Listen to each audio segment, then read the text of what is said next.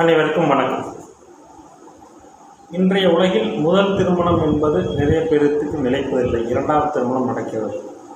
அந்த இரண்டாவது திருமணமும் சிலருக்கு முறிவில் ஏற்படுகிறது. அந்த இரண்டாவது திருமணம் முறிவில் ஏற்படும் சிலர் திருமணம் செய்து கொள்ளாமல் இருக்கிறார்கள். சிலருக்கு மூன்றாம் திருமண அமைப்பு ஏற்படுகிறது. மூன்றாம் திருமணம் இப்பொழுது நவீனமாக வரத் தொடங்கிவிட்டது. இந்த மூன்றாவது திருமணத்தை புரியக்கூடிய அமைப்பு எது என்பதை இந்த உதாரண வீடியோவில் பார்க்கலாம். ஜோதிடமே என்றும் அப்டேட் செய்யக்கூடிய விஷயம் என்பதால் முதல் ஒருவர் திருமணம், அதாவது ஒருவனுக்கு ஒருத்தி என்ற நிலைப்பாட்டில் இருந்தது. இப்பொழுது இரண்டாவது திருமணம் சாதாரணமாகிவிட்டது. மூன்றாவது திருமணமும் இப்பொழுது சர்வசாதாரணமாக நடைமுறைக்கு வந்து கொண்டிருக்கிறது. இந்த மூன்றாம் திருமணத்திற்கு காரணமான பாவகமும் எது என்பதை இந்த உதாரண வீடியோவில் நாம் பார்க்கலாம். பொதுவாகவே காமத்திரியோன பாவங்கள் 3, 7, 11.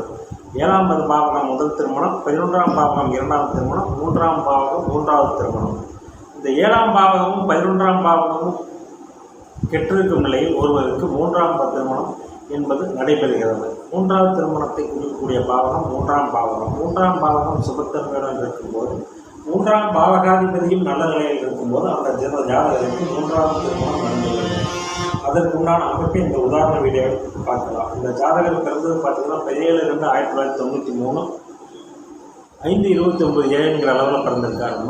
மகர லக்கணம், தனுசு ராசி, பூர்வாட நட்சத்திரத்தில் பிறந்திருக்கார். லக்கணத்தில் சனி, 2ல் சூரியன், புதன், 3ல் சுக்கிரன், 5ல் கேது, 6ல் செவ்வாய், 9ல் குரு, 11ல் ராகு, 12ல் சந்திரன். இதுதான் இந்த ஜாதகத்தினுடைய கிரக அமைப்பு. இங்கே லக்கணத்தில் சனி இருந்தாலும் லக்னாதிபதியும் லக்கணத்தையும் குரு பார்க்கிறார். இது ஒரு நல்ல அமைப்பு தான். லக்கணத்தோடு குரு தொடர்பு கொள்வது ஒரு நல்ல அமைப்பு தான். அதே சமயம் பார்த்தீங்கன்னா 7ஆம் இடத்தை சனி பார்க்குறார், ராசிக்கு 7ல் செவ்வாய் இருக்கிறார். இந்த அமைப்பு 7ஆம் இடத்தை சனி பார்த்து ராசிக்கு 7ல் செவ்வாய் இருக்கும் நிலையில் ஒருவருக்கு இளமையில் திருமணம் நடக்கவே கூடாது. அப்படி தடுந்தால் அந்த திருமணம் என்பது நிலைக்காமல் போய்விடும். இந்த ஜாதகத்துக்கு பார்த்தீங்கன்னா அட்டமாதிபதி என்று சொல்லக்கூடிய 8ஆம் அதிபதி சூரிய தசையில் இந்த ஜாதகத்துக்கு முதல் திருமணம் நடந்தது. அதாவது மிக இளம் வயதிலேயே சூரியன் இங்கே அட்டமாதிபதி 2ஆம் இடத்தில் இருக்கும்போது குடும்பஸ்தானத்தை கண்டிப்பாக கெடுப்பார். அட்டமாதிபதி 2ஆம் இடத்தில் இருக்கும் நிலையில் சூரிய திசையில் நடைபெறும் திருமணம் நிலைக்காது. அட்டமாதிபதி திசை அசிங்கம், கேவலம் போன்ற விஷயங்களைத்தான் தருவாரை ஒழிய நல்ல பலன்களை மகர லக்னத்திற்கு சூரியன் தரமாட்டார். மகர லக்னத்திற்கு வரக்கூடாத தசை என்று சூரிய தசை தான் நம்ம சொல்கிறோம். சரி, இந்த அமைப்பில் அடுத்ததாக சந்திர திசை இந்த ஜாதகருக்கு 2வது திருமணம் நடந்தது. அந்த 2வது திருமணத்தை குறிக்கக்கூடிய 11ஆம் அதிபதி தன் பாவகத்திற்கு 8ல் மறைகிறார். 11ஆம் வீட்டில் எதையும் கெடுக்கக்கூடிய, அதாவது 11ஆம் பாவகத்தை கெடுக்கக்கூடிய ராகு அங்கே அமர்ந்திருக்கிறார். எனவே 11ஆம் இடமும் 11ஆம் அதிபதியும் முழுவதுமாக பாதிக்கப்பட்டிருக்கிறார்கள். 11ஆம் அதிபதி அமாவாசை சந்திரனாக இருக்கிறார்.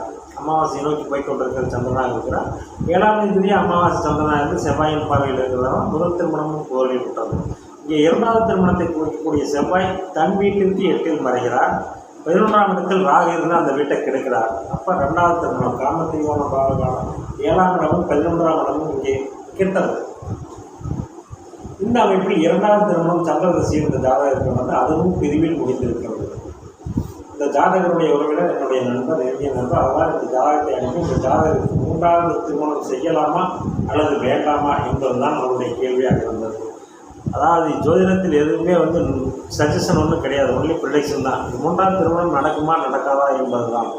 இந்த அமைப்பில் இந்த ஜாதகருக்கு 3ஆம் இடத்து அதிபதி 3ஆம் இடத்தை குரு பார்ப்பதாலும் 3ஆம் இடத்தில் உச்ச சுக்கிரன் இருப்பதாலும் சுக்கிரனும் குருவும் தொடர்பு கொண்டாலே இதனுடைய காரகத்துவமும் சற்று தாமதப்படும் என்றாலும் இங்கே சுக்கிரன் உச்ச நிலையில் இருக்கிறார். எனவே இந்த ஜாதகருக்கு 3வது திருமணம் என்பது கண்டிப்பாக நடக்கும். ஏனென்று கேட்டால் இந்த ஜாதகருக்கு புத்தர் பாக்கியம் நடக்க வேண்டும். கிடைக்கக்கூடிய அமைப்பு இருந்தால் தான் 3ஆம் திருமணம் நடக்கும். இங்கே 5ஆம் அதிபதி உச்சமாகி 5ஆம் வீட்டை கேது இருக்கிறார். எதையும் வளர்த்திருக்கக்கூடிய செல்வாக்கு கேது இருக்க 5ஆம் வீட்டை குரு பார்ப்பதால் இந்த ஜாதகருக்கு 3வது திருமணம் உறுதியாக நடைபெறும்.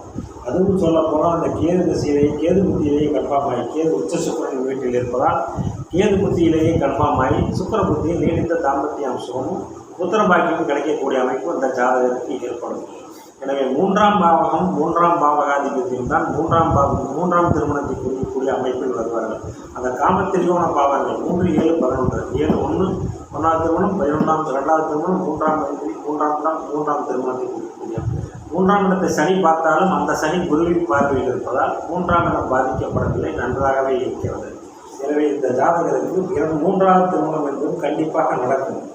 முதல் திருமணம் 7ஆம் வீட்டை சனி பார்த்து 7ஆம் வீட்டை அமாவாசை சந்திரனாய் செவ்வாயின் பார்வையில் இருக்கிறதும் 11ஆம் வீட்டை தன் வீட்டுக்கு 8இல் மறைந்து 11ஆம் வீட்டில் ராகு அமர்ந்ததும் இந்த ஜாதகருக்கு 2 திருமணங்கள் தோல்வியில் முடிவெட்டன. அதே சமயம் கலஸ்தர காரணம் என்று சொல்லக்கூடிய சுக்கிரன் உச்சநிலையில் இருப்பதால் இந்த ஜாதகருக்கு நீடித்த தாம்பத்திய சுகம் கிடைக்க வேண்டிய அமைப்பு ஏற்படும்.